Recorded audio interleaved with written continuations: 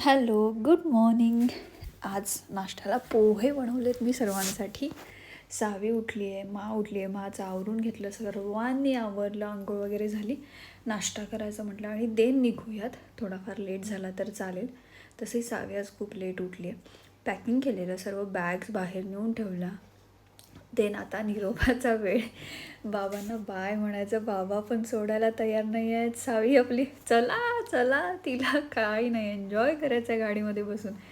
बाबांना आता करमणार नाही. तिला पण करमणार नाही, पण आता काय करायचं. घेतला बाबांचा निरोप आणि आम्ही गाडी स्टार्ट केली. देन आमच्या लक्षात आलं की आम्ही CNGच नाही टाकला. तिथे थांबलो थोडा वेळ. देन गाडी जशी स्टार्ट झाली तशी आम्हाला झोप येते. देन हे बघा, आम्ही हाताची घडी घालून गुड गर्लसारखं बसतो गाडीमध्ये, काही त्रास देत नाही. देन जेवण करायचं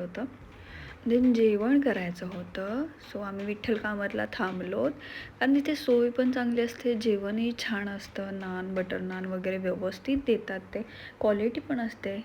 देन आम्हाला मधूनच रडू यायला लागलं, काय माहिती काय झालं. इथे बैलगाडी शर्यत होती, इतकी गर्दी होती ना, भरपूर.